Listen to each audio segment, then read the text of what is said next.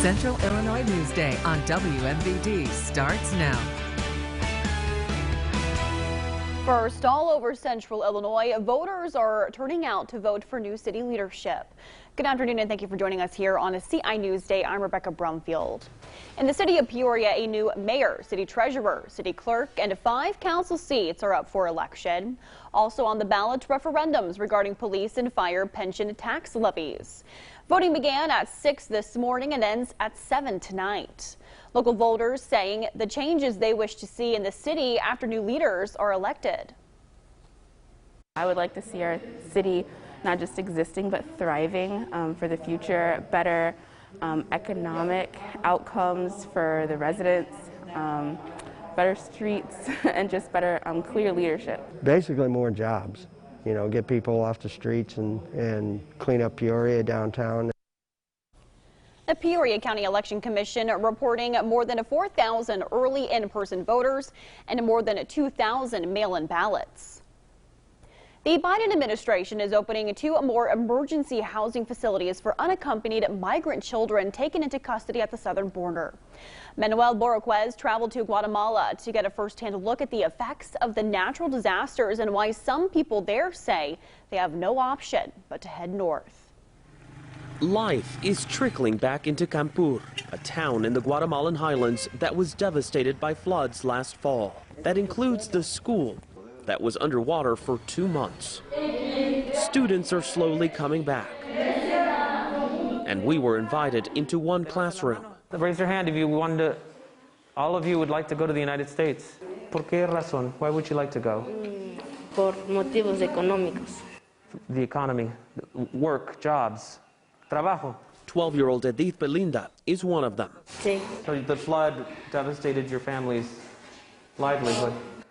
Beverly Alvarado Cahuec wants to stay here, but she doesn't have hope Guatemala's government will do more. Aquí en Guatemala no hay futuro. In Guatemala, there's no future here, she says. People just want to go and create better conditions for their children. Beverly lost her home in the floods. Her son's artwork, one of the few things the water didn't take. As a mom, she says, I'm hopeful that one day my son will be a professional. It's estimated more than 300,000 Guatemalans were displaced by the back-to-back hurricanes that caused the flooding, which also ruined crops. The hit to agriculture took away how most here earn a living. This is what's left of Aurora Chokuk's home in Campur. She is saying goodbye to friends and family for what could be the last time. Soy madre soltera. You're a single mother, 3 boys. Sí. Trying to raise the money. She hopes to find work and send money home for her 3 boys, the youngest aged 2. That means leaving them behind. I don't know if I'll be able to come back one day and hug them again. Only God knows, she says. ¿Qué piensas? Está difícil, ¿no? No quiere hablar. He doesn't have the words. Aurora told us she understands the border is closed and that it's a dangerous journey. One she's heard can take up to a month. But she's willing to take her chances and trying to get to Houston, nearly 1,600 miles away. Manuel Bojorquez, CBS News, San Pedro Carcha, Guatemala.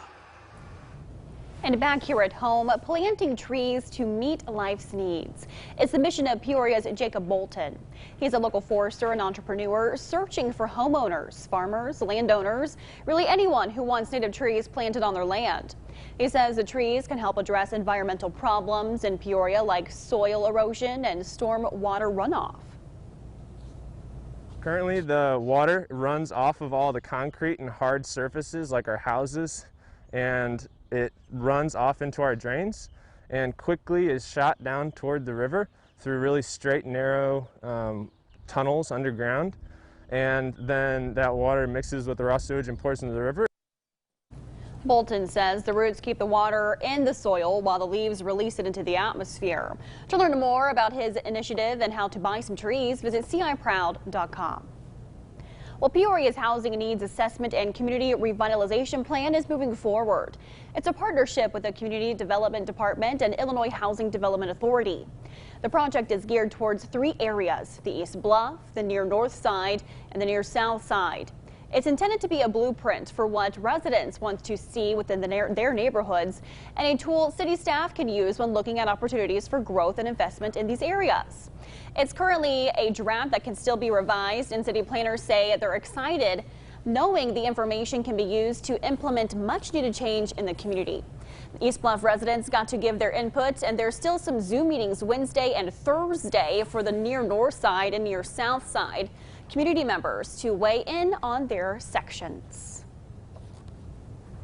And Illinois is set to receive more than $90 million in funding from the CDC to expand the state's COVID-19 vaccination program.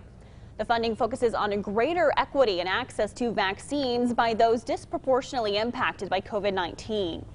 It's all part of the $3 billion in funding the CDC sent out to 64 jurisdictions. It was made available by the American Rescue Plan. A spokesperson for the White House tells us that 75% of the total funding must focus on specific programs intended to increase vaccine access and acceptance among racial and ethnic minority communities, and 60% must go to local health departments, community-based organizations, and community health centers. Also, Heartland Health Services announcing yesterday vaccines are available to anyone 18 years of age and older. You do not have to be a patient of Heartland. To schedule an appointment, you can call the number there on your screen. Limited to short notice appointments are available. A bystander bus rider answering a plea for help. We highlight Jerry Lee Murphy-Wiles' heroic acts in this week's CI Hero. A cry for help inspiring the good-hearted nature of Jerry Lee Murphy-Wiles to find who was in need. A second call coming as he waited at a Pekin bus stop on August 8th. I heard a lady yell for help, like 4 times in a row. Once he found the fallen woman, he says he quickly called 911. I just do it for kindness out of my heart. I don't expect nothing to come out of it. I just do it because it's in my blood. He says it was a right place, right time kind of a deal, also saying, God sent me that way, and my grandpa told me ahead of time that someone might need help. In my mind, my saying is, if you help someone, they may help you back. His heroic actions leading to the woman receiving medical care, and Murphy-Wiles was awarded with a certificate and coin for being a community hero.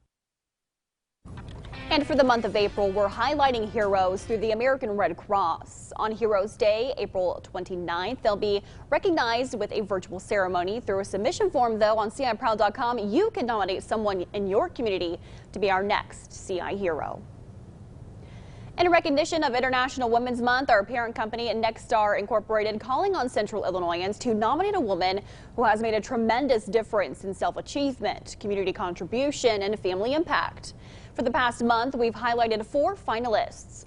The women are Wendy McCready, Christy Schofield, Barbara Captanian Ruth, and Cassie Williams.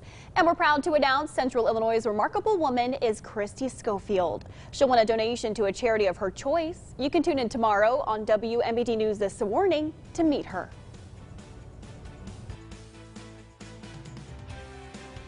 You're watching Central Illinois Newsday with Rebecca Brumfield and meteorologist Adam Shawinski with your local weather authority forecast. This is Central Illinois Newsday on WMBD.